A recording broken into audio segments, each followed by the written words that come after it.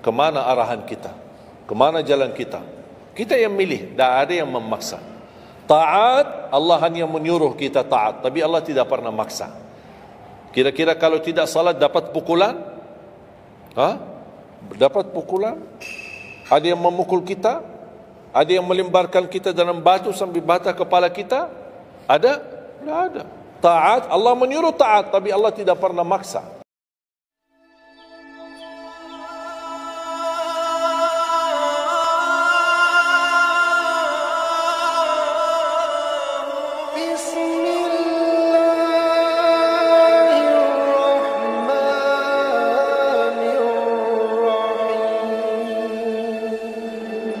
Assalamualaikum warahmatullahi wabarakatuh. Waalaikumsalam warahmatullahi wabarakatuh. Alhamdulillahi rabbil alamin. Asyhadu an la ilaha illallah wahdahu la syarika lah. Waliyus salihin wa asyhadu anna sayyidana wa nabiyyana Muhammadan abduhu wa rasuluh. As-sadiqul amin. Allahumma salli wa sallim wa barik ala sayyidina Muhammad wa ala alihi wa sahbihi wa man tabi'ahum bi ihsanin ila yaumiddin. Subhanaka la ilma lana illa ma 'allamtana innaka antal alimul hakim. Para hadirin kaum muslimin muslimat, mukminin mukminat, semoga senantiasa dimuliakan dan diberkahi Allah Subhanahu wa taala. Dalam kesempatan yang singkat ini saya ingin mengingatkan beberapa amalan. Menurut saya amalan ini rata-rata sudah ditahu oleh orang dan hafal, tapi cukup banyak yang melalaikan, tidak menyadari amalan yang sederhana ini dianugerahkan oleh Allah dengan pahala yang amat-amat besar. Yang pertama, bacaan Al-Quran. Banyak orang yang malas membaca karena tidak bisa baca, atau alasan tidak mengerti artinya. Daripada saya baca tidak faham artinya, mendingan tidak usah baca. Itu bisikan syaitan. Yang membisiki seperti ini adalah syaitan. Buat apa kamu baca? Kan kamu tidak faham. Mendingan tidak usah baca, supaya kita meninggalkan bacaan Al-Quran. Sedangkan dijanjikan oleh Allah SWT dan juga Rasulullah SAW, setiap satu huruf 10 kebaikan, bukan setiap amal. Semua hitungannya dengan amal.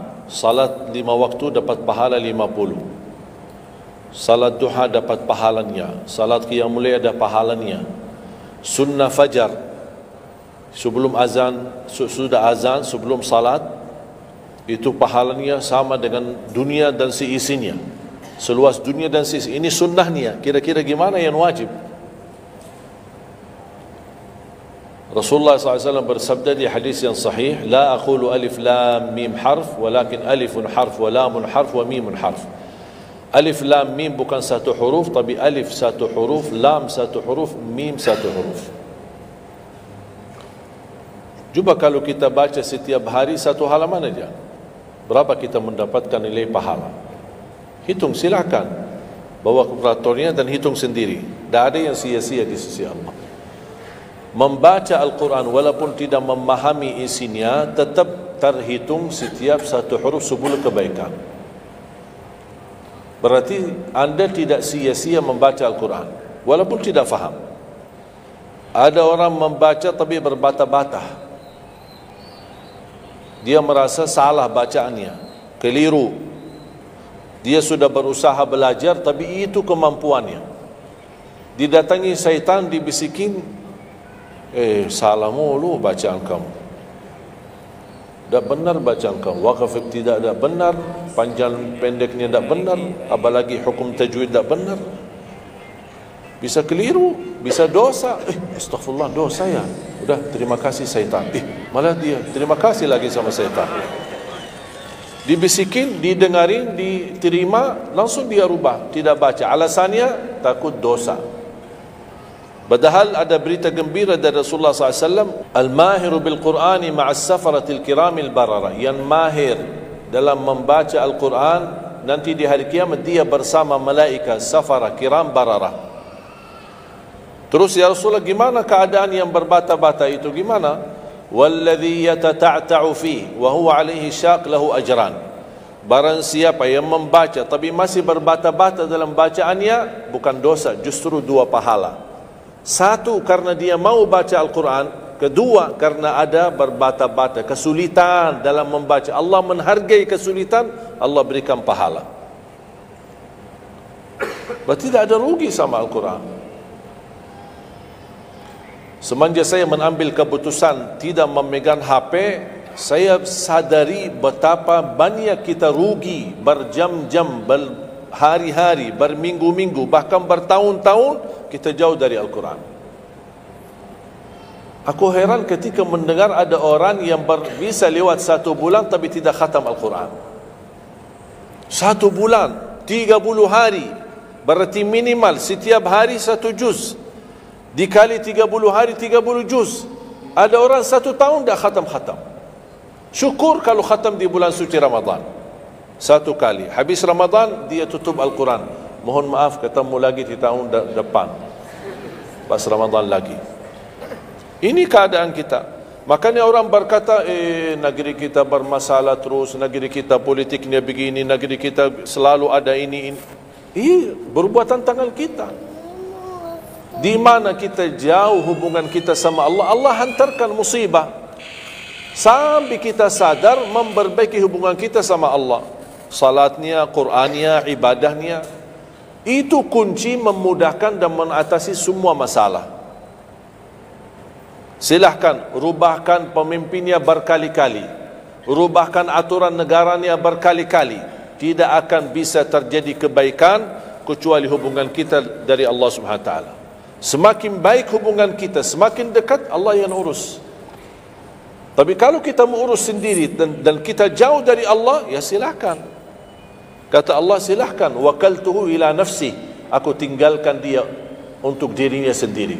Dan siapa kira-kira yang bisa mengurusi dirinya kalau bukan pertolongan Allah SWT?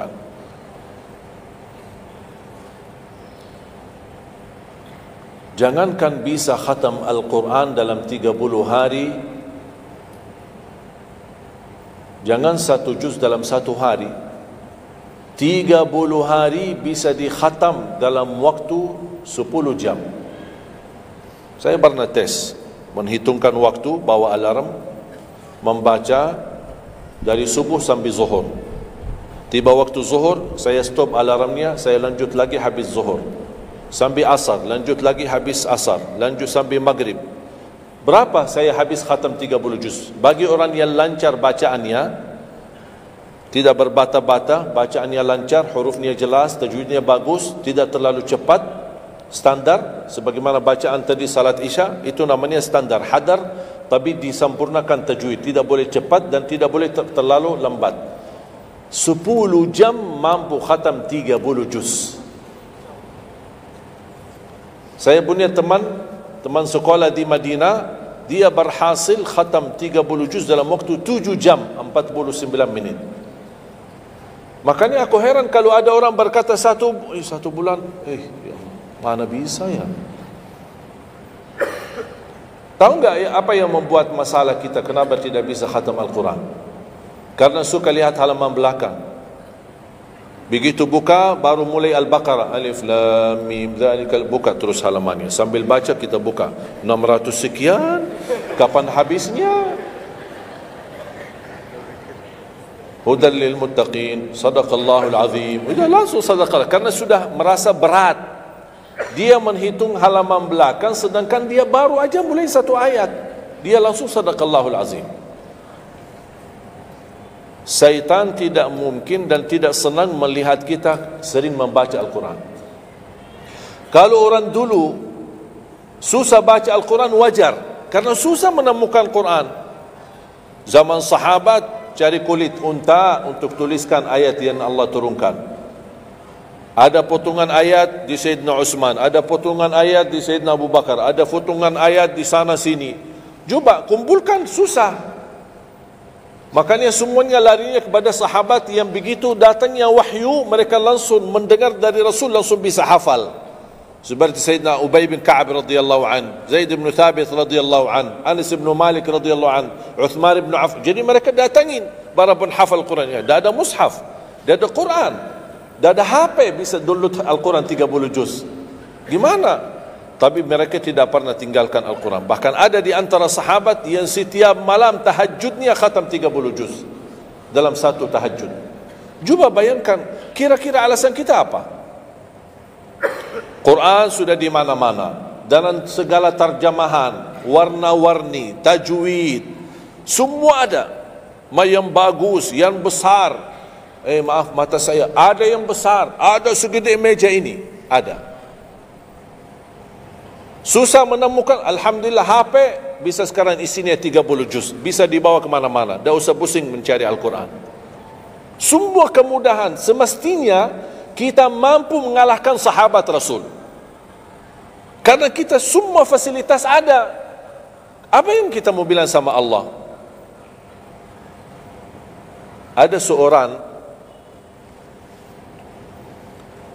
mungkin Bapak Ibu pernah nonton di acara Hafiz Indonesia, namanya Kaila, buta.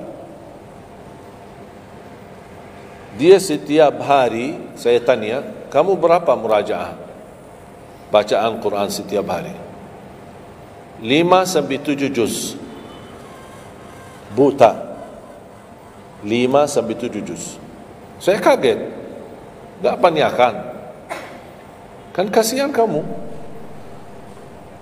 Dan kebetulan kamu sudah punya uzur, kamu dah baca Al-Quran sama sekali, ana yakin Allah maafkan. Buta, dah bisa. Tahu enggak jawabannya apa? Saya malu sama Allah menjadikan buta saya alasan tidak baca Quran. Ini anak usia 7 tahun, malu sama Allah menjadikan buta, padahal ini ujian. Butanya dari Allah, bukan dari dirinya. Tapi dia malu menjadikan buta itu alasan tidak baca Quran. Pertanyaan saya, alasan antum apa? Apa alasan? Sibuk, belum ada waktu. Ya, saya maklum, belum ada waktu. Memang dunia ini bikin stres, makanya tidak ada waktu. Saya nasihatkan mulai hari ini, jangan kasih Al-Quran sisa waktumu. Dalam istilah, kalau ada sisa waktu, insya Allah saya baca Quran. Kalau itu niatnya, dah bakalan.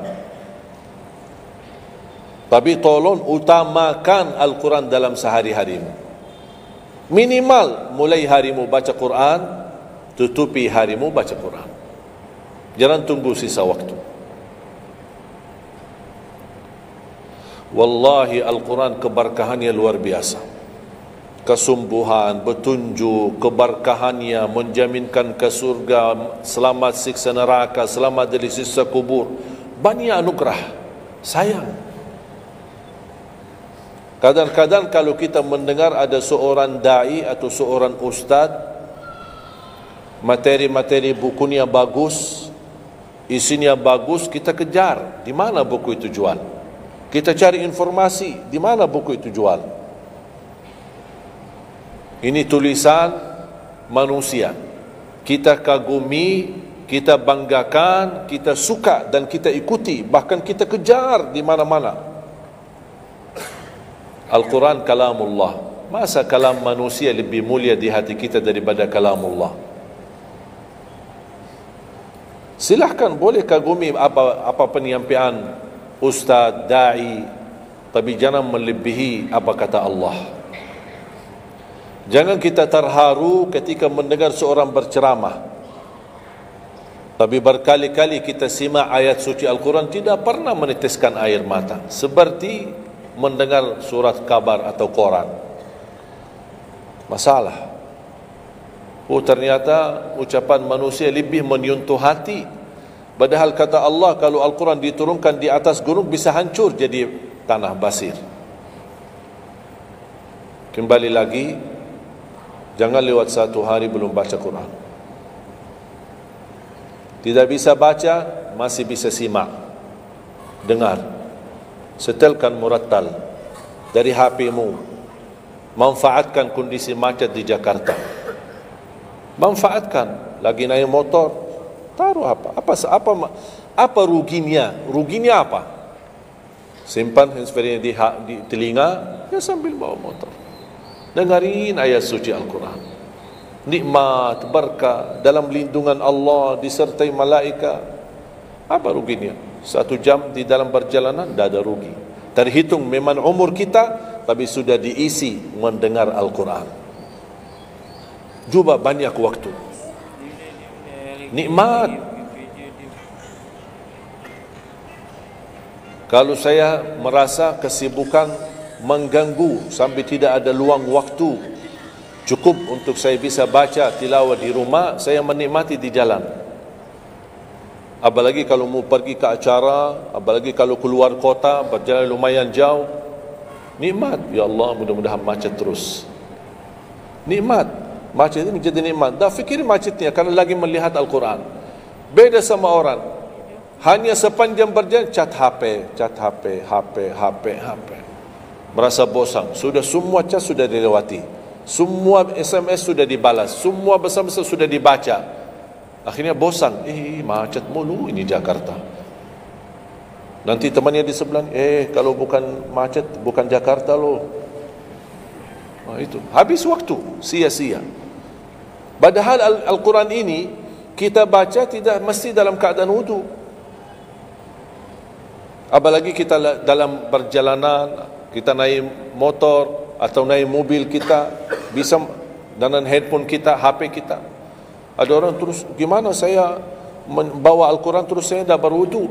Kan kamu menyentuh HP, bukan menyentuh Al-Quran. Bersentuhan dengan HP. Jadi saya harap, sekali lagi mohon dengan sangat, kalau boleh terima permohonan saya, tolong tinggikan perhatianmu kepada Al-Quran. Ingin berkah rezeki, berkah umur, sihat wal afiat, bahagia selamat dunia akhirat, tolong perhatikan Al-Quran. Semakin banyak perhatian kamu kepada Al-Quran, semakin banyak perhatian Allah kepadamu. Terserah kamu milih. Mau dapat perhatian dari Allah cuma 1 jam, ya udah 1 jam aja baca Quran. Mau perhatian dari Allah selalu, udah selalu bersama Al-Quran. Karena ini Al-Quran kalamullah, bukan makhluk, bukan diciptakan, diturunkan. Kalamullah, ucapan Allah Subhanahu wa taala. Masa kita tidak tertarik? Cukup karena ini kalamullah itu sudah cukup membuat kita tertarik. Masa kalam manusia lebih kita tertarik daripada kalamullah? Belum apalagi dijanjikan setiap satu huruf 10 kebaikan.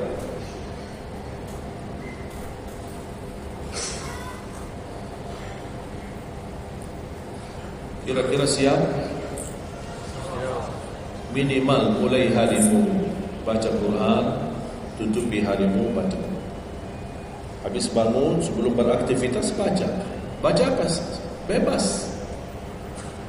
Boleh tak saya baca sampai khatam tapi saya tak faham isinya? Boleh.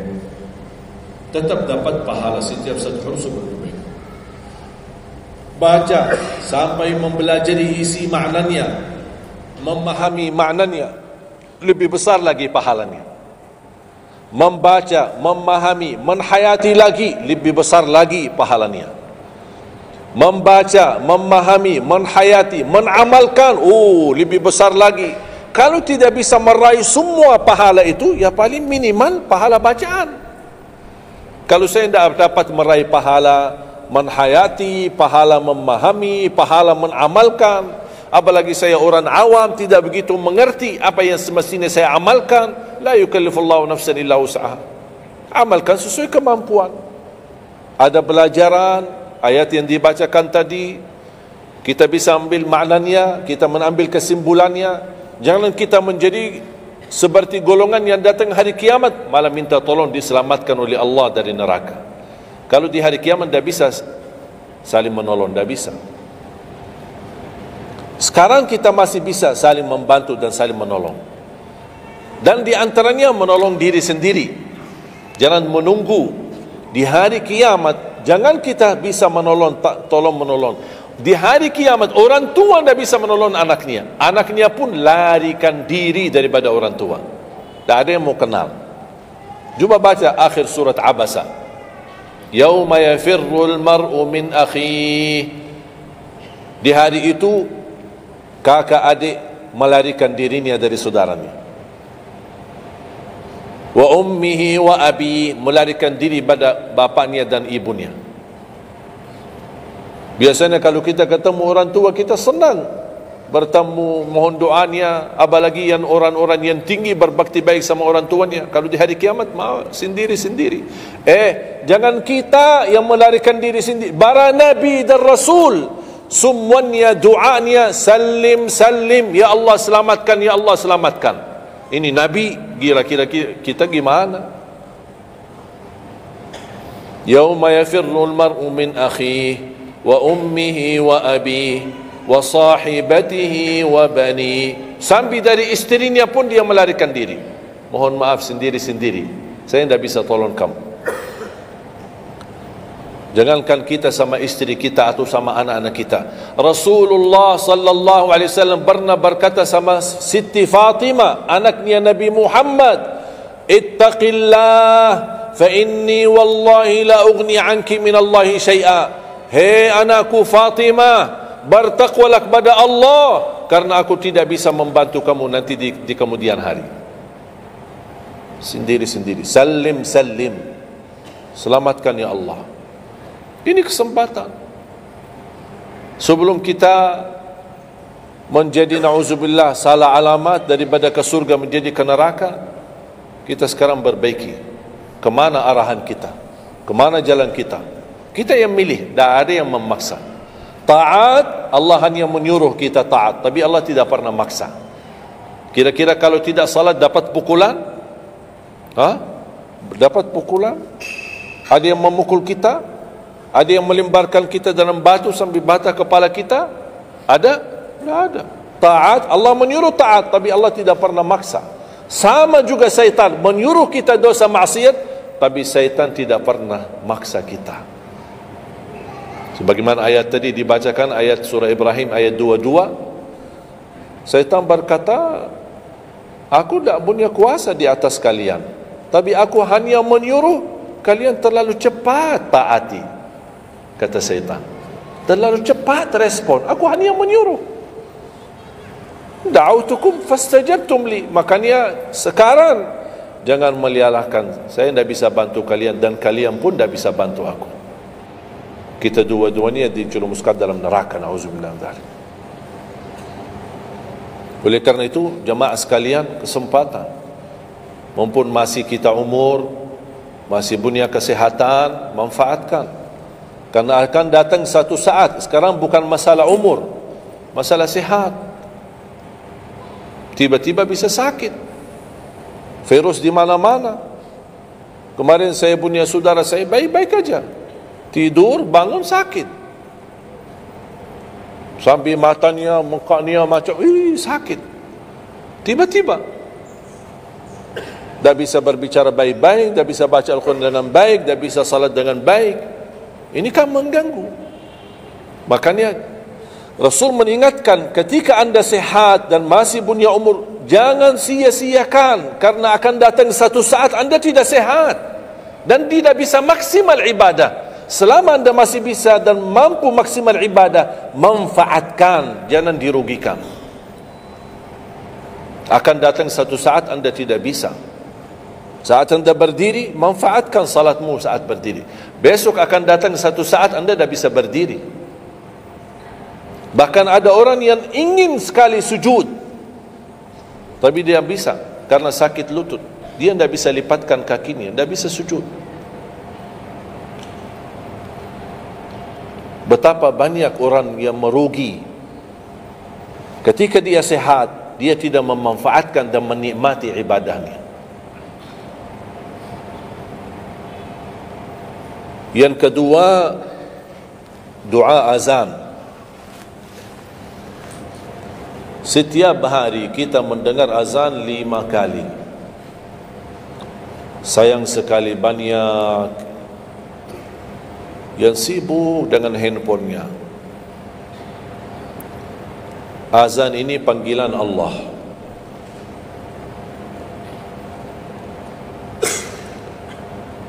Barang siapa, kata Rasulullah SAW, mengikuti perkataan muazzin,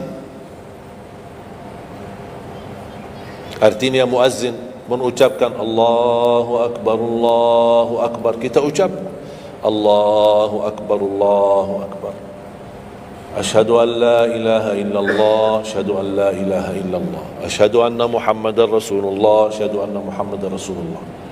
Habis wa asyhadu anna Muhammadar Rasulullah, kita berkata wa ana asyhadu an la ilaha illallah wahdahu la syarikalah wa anna Muhammadan abduhu wa rasuluh, raditu billahi rabba wa bi Muhammadin nabiyya wa bil islami dina, sebagaimana diriwayatkan Imam Muslim.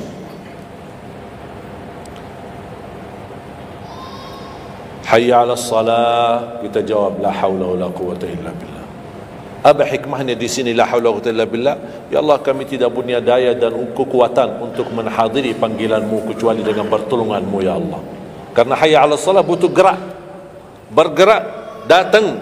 Hayya 'alas salah, panggilan, hey mari salat. Ya Allah, la haula wala quwwata illa billah. Ya Allah, kami tidak punya kemampuan menghadapi godaan dunia, menghadapi hawa nafsunya, menghadapi malas kecuali dengan kekuatan-Mu ya Allah. La haula wala quwwata illa billah. Meraih kemenangan, meraih kemuliaan, hayya 'alal falah. Ya Allah, kami tidak mampu meraih kemuliaan itu kecuali dengan kekuatan dan izin-Mu ya Allah. Allahu Akbar, Allahu Akbar, kita ucapkan Allahu Akbar, Allahu Akbar. La ilaha illallah, kita ucapkan la ilaha illallah. Habis itu apa? Apa kata Rasulullah SAW di hadis yang diriwayatkan Imam Bukhari? Thumma salla alayya, selepas itu dia bersalawat kepada Nabi Muhammad. Allahumma salli ala Muhammadin wa ala ali Muhammad. Bagi Sayyiduna boleh, tidak bagi Sayyiduna boleh. Selepas itu doa, Allahumma rabba hadhihi ad-da'wati at-tammah was-salati al-qa'imah ati Muhammadan al-wasilata wal-fadilah wab'athhu maqaman mahmudan alladhi wa'adta. Ini ucapan yang saya sampaikan di Sahih Bukhari.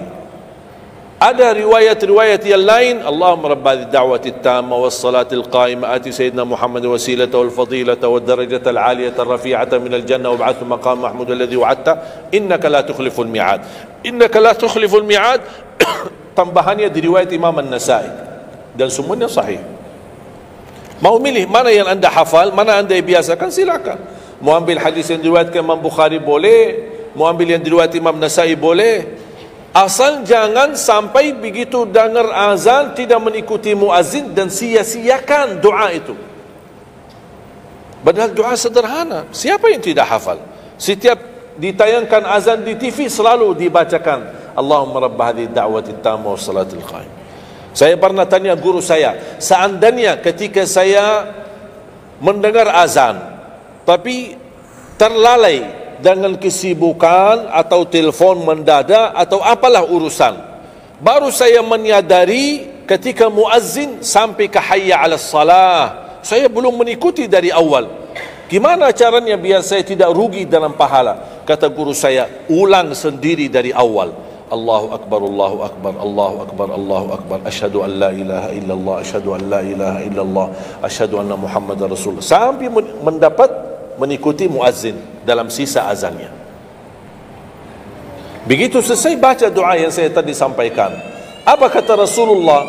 Barang siapa yang mengamalkan ini, faqad hullat lahu syafa'ati yaumal qiyamah, dijamin dapat syafaatku. 5 kali kesempatan tertulis nama kita, jaminan dapat syafaat Nabi Muhammad, tapi kita sia-siakan. Siapa yang tidak mau syafaat Nabi Muhammad? Ini kesempatan. Jangan tunggu hari kiamat baru saya minta, ya Rasulullah tolong syafaatkan. Ini Rasul sudah menawarkan ini sekarang.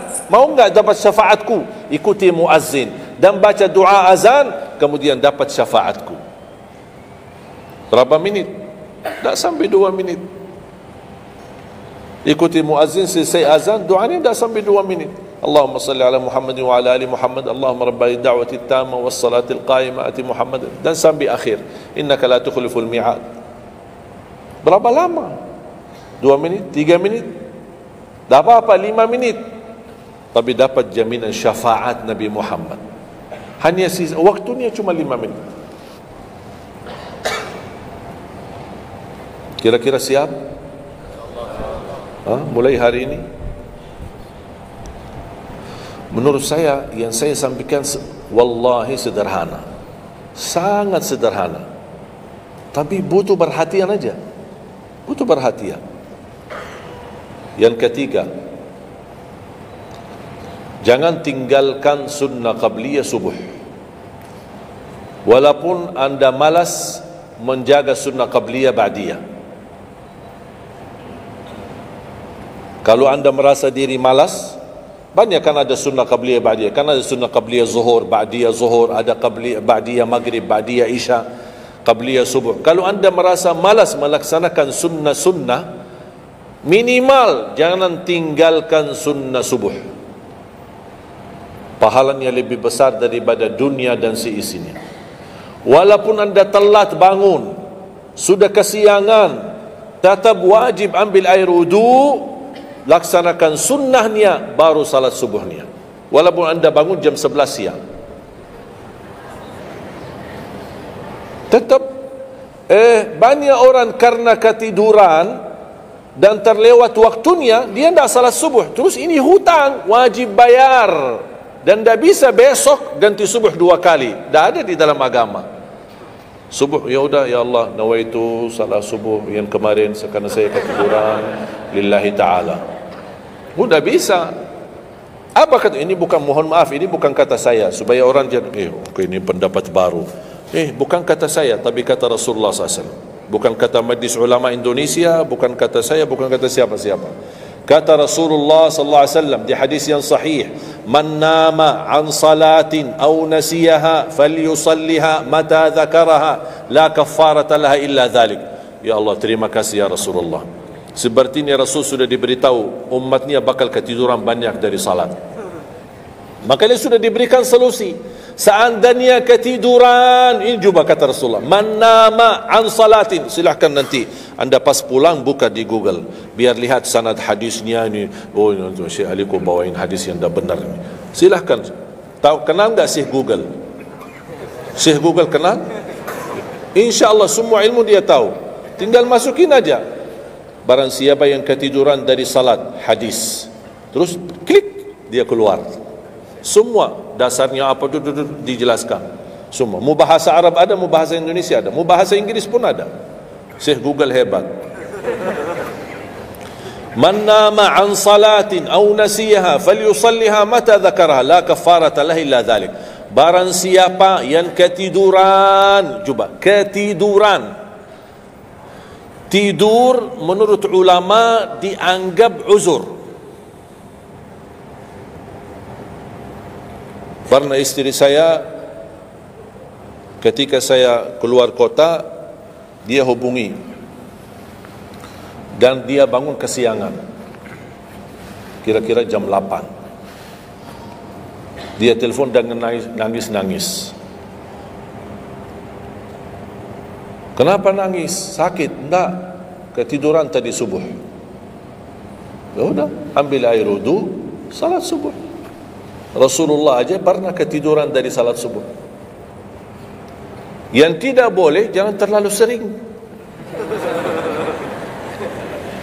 Kalau sekali-kali karena sakit, terlalu lelah, capek, Allah maklumlah, kita manusia lemah.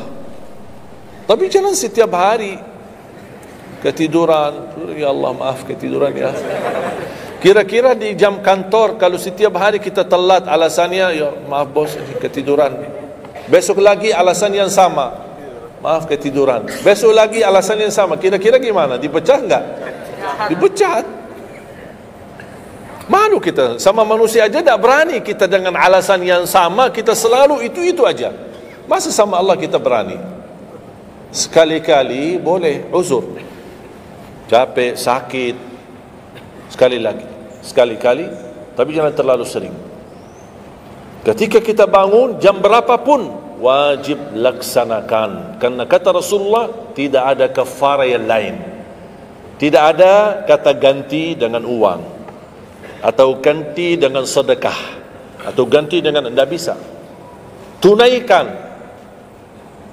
Falyusalliha, kata Rasulullah, falyusalliha, segerakan salat itu jam berapapun, walaupun kesiangan.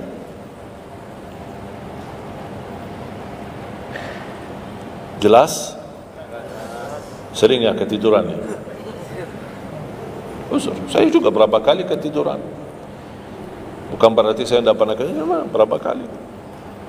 Bisa ada orang habis tahajud, terlalu lelah, capek, dia mau hanya istirahat saja di atas sajadahnya. Pas bangun sudah jam 7. Padahal Masya Allah tahajud, semangatnya tahajud, tapi ketiduran salat subuh. Makanya ini harus disesuaikan kemampuan. Anda merasa diri kalau salat tahajud 8 rakaat, bangun jam 2, ya Allah kuat, tidak kuat ini. Kembali kepada kemampuan. Tahajud tidak harus 8 rakaat. Tahajud tidak harus 20. 2 rakaat, tutup witir sudah tahajud. Dan tahajud pun salat malam tidak harus tidur dulu. Ada orang, harus tidur, walaupun tutup mata sebentar terus buka lagi. Ini ilmu baru di Indonesia ini. Saya pernah share satu video, ada satu komen dari jamaah, enggak, saya belajar harus tidur dulu, walaupun tutup mata sebentar terus buka lagi. Kembali kepada kemampuan. Ada yang biasa tidur, bangun tengah malam, sepertiga akhir, itu lebih afdal. Tapi ada yang tahu dirinya, kalau saya tidur mana bisa bangun. Udah, mendingan daripada tidak ada tahajud malam itu, mendingan kita salat. Dan ini bukan kata saya, dan bukan kata ulama, tapi kata Rasulullah sallallahu alaihi wasallam. Sebagaimana di hadis yang sahih kata Abu Hurairah radhiyallahu an, pernah Rasulullah menwasiatkan aku jaga witir sebelum tidur. Berarti Rasul mengizinkan kita melaksanakan ibadah salat malam, di antaranya witir sebelum tidur. Umar bin Khattab radhiyallahu anhu punya kebiasaan witir sebelum tidur. Ditanya, kenapa witir sebelum tidur? Dia kata, saya takut meninggal dunia dalam keadaan tidur, belum tertulis nama saya sebagai ahli witir. Saya punya kebiasaan, habis pulang ke rumah, sebelum tidur ambil air wudu, salat 2 rakaat sunnah wudu, kemudian salat 2 rakaat muqaddimah witir, kemudian 1 rakaat witir, baru saya tidur. Kalau dapat bangun lagi, alhamdulillah bisa tahajud, tapi tidak boleh witir lagi karena sudah witir duluan. Sudah faham? Sederhana enggak Islam ini? Sederhana. Banyak orang yang berkeinginan tahajud, berkeinginan satu witir, tapi kan harus tidur. Saya orang yang berat tidur. Kalau saya tidur mana bangun lagi? Udah, kesempatan bisa Anda laksanakan sebelum tidur. Ada orang yang memang tidurnya aja akhir, jam 12, jam 1 baru dia bisa tidur. Ya mendingan daripada tidak salat malam sama sekali, mendingan salat dulu baru tidur. Dapat bangun, alhamdulillah. Tidak dapat bangun, sudah tertulis namamu, sudah salat, sudah ahli witir. Inna Allaha witir, yuhibbul witir, fa'autiru. Allah maha witir, Allah maha witir, Allah cinta witir, jagalah witir. Dan ini termasuk 2 sunnah yang Rasul tidak pernah tinggalkan, sunnah subuh sama sunnah witir.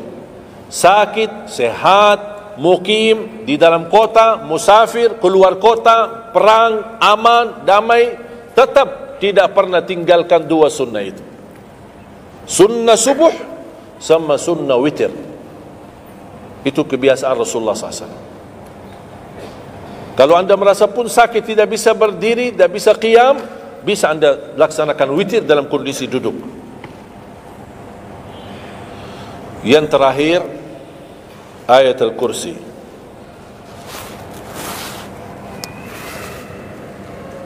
Jangan tinggalkan ayat Al-Kursi lepas salat.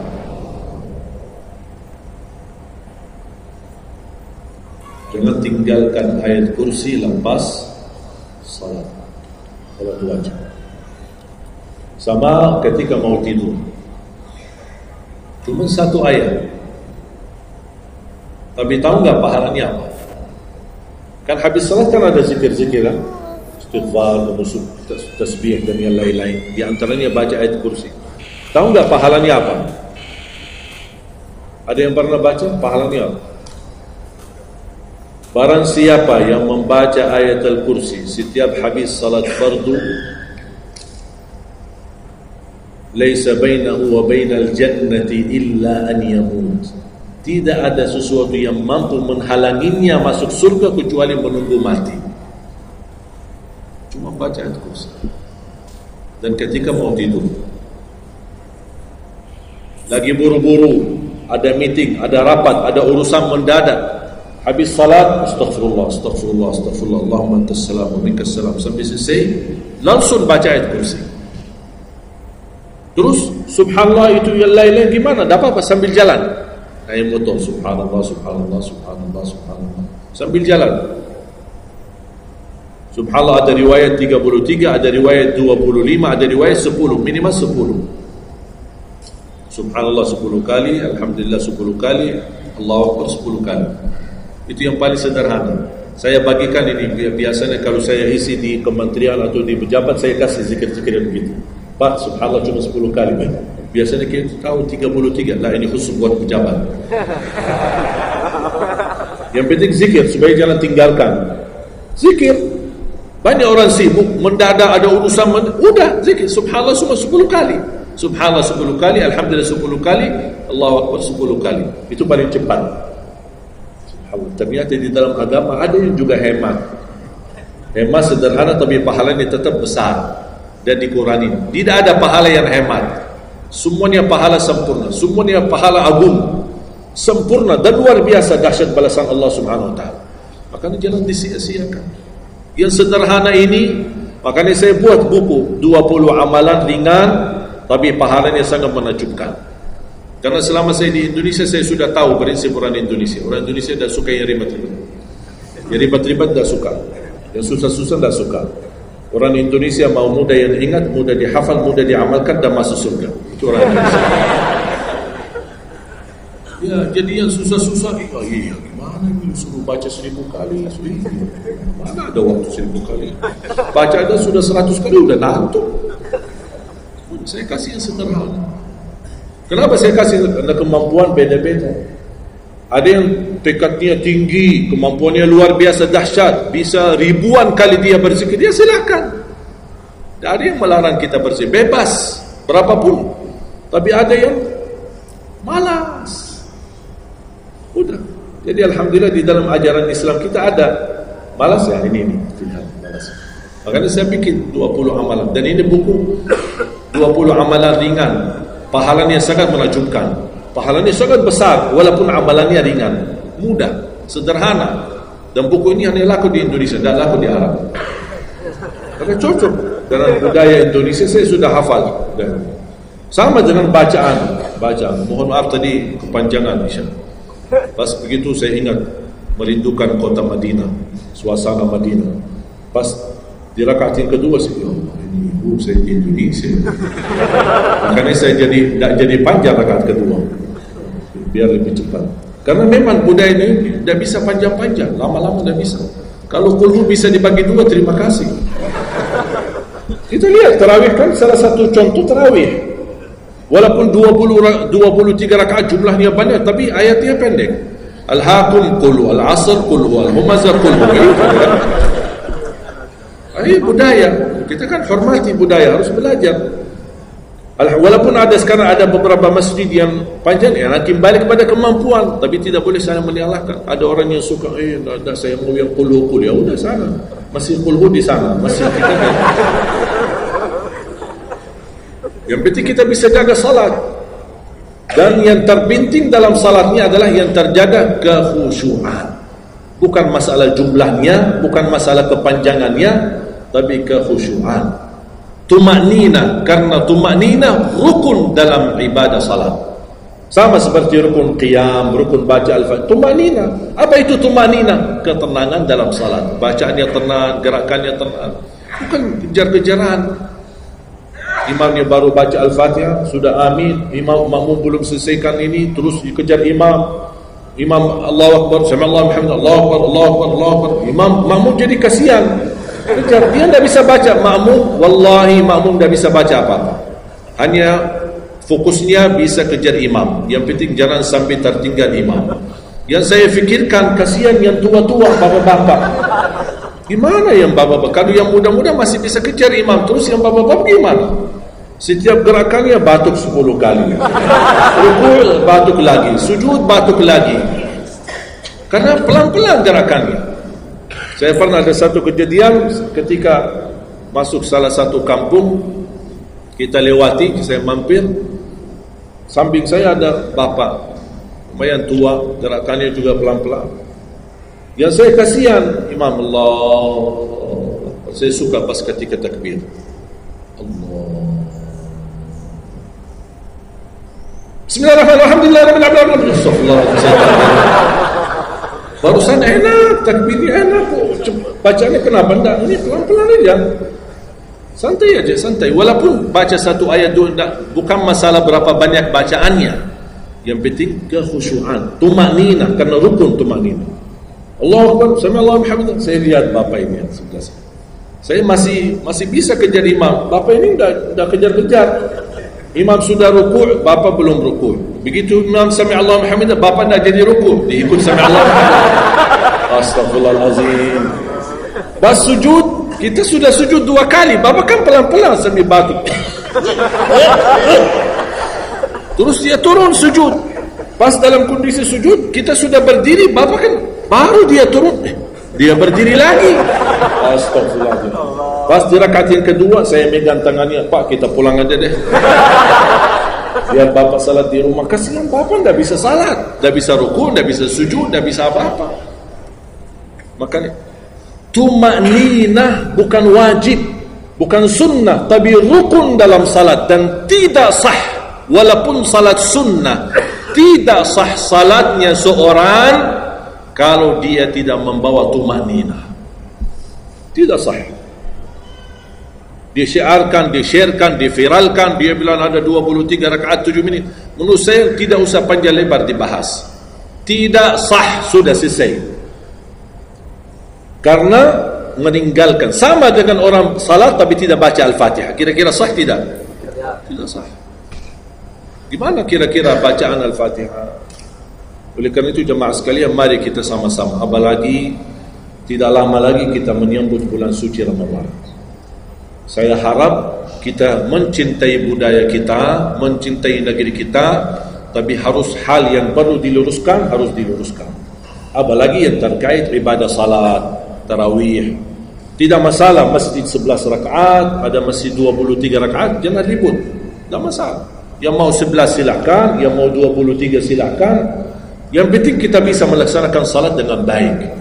Apalagi alhamdulillah sudah sekarang muncul banyak para imam-imam, pemuda-pemuda yang bacaannya merdu, yang bacaannya indah.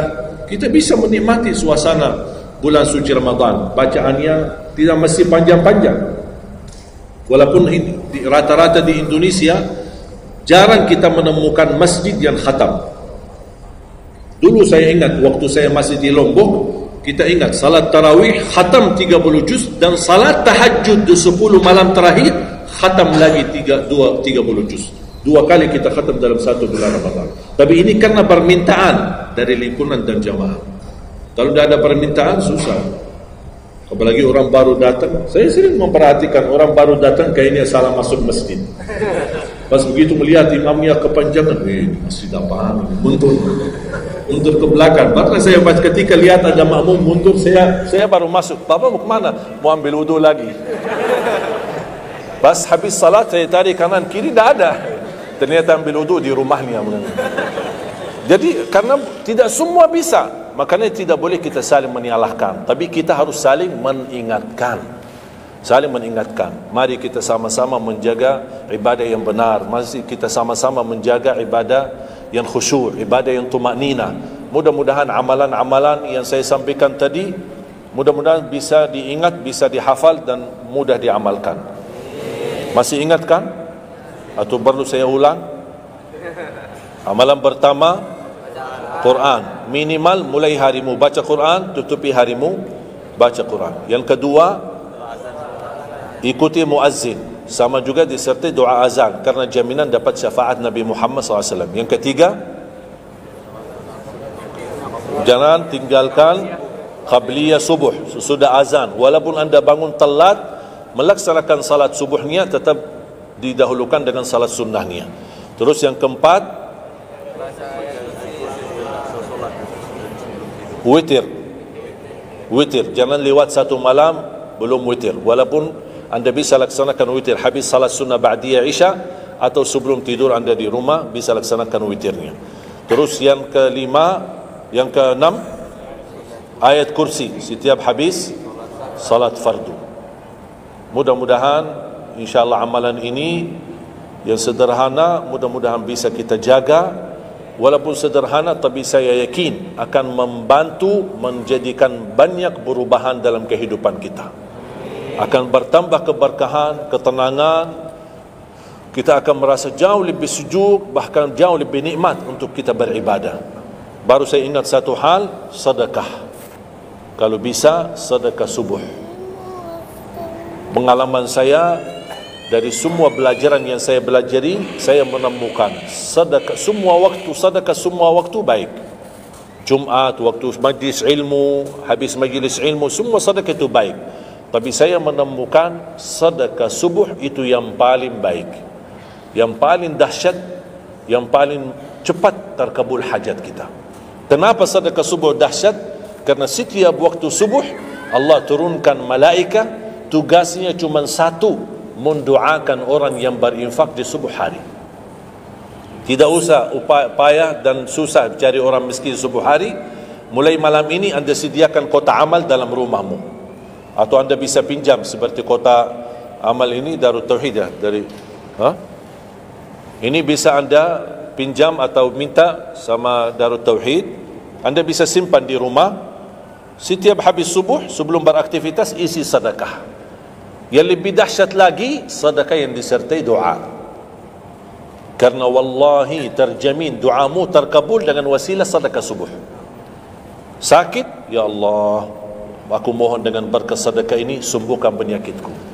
Kalau orang tua yang sakit, doakan orang tua. Ya Allah, dengan berkat sedekah subuh ini sembuhkan orang tua saya. Mencari jodoh, mencari kerjaan, apapun masalah yang anda hadapi, masalah hutang, masalah apapun. Orang tua sudah meninggal, ya Allah, aku mohon dengan berkat sedekah ini titipkan pahala sedekah ini untuk kedua orang tuaku. Apa saja, mau hafal Al-Quran, tapi kalau boleh saya usulkan, satu kali sedekah fokus satu hajat. Jangan sedekahnya koin tapi doanya sampai terbit matahari. Malu sama Allah. Kelamaan doa ni, sambil malaikat tulis doa ni, kelamaan. Banyak sekali doa. Satu kali doa, satu kali hajat, satu kali sedekah. Sesuaikan. Bukan Allah tidak bisa, Allah maha bisa menolong kita, tapi kita malu. Masa kita sedekah begitu saja, tapi kita minta panjang lebar. Ya, tolong disesuaikan. Tapi rutin, wallahi dahsyat. Antum insyaAllah akan merasakan sedekah subuh, subhanallah. Setiap jamaah yang saya sampaikan, termasuk ada keluarga yang sudah lama menikah, tidak punya keturunan, saya memberikan amalan ini. Suami istri masing-masing mengamalkan, isi sedekahnya, ya Allah, aku mohon dengan berkat sedekah ini karunialah kepada kami keturunan. 17 tahun mereka tidak punya keturunan. Alhamdulillah 6 bulan kemudian saya dapat berita gembira dari mereka, kabar baik, alhamdulillah istrinya positif hamil. Sedekah subuh luar biasa dahsyatnya.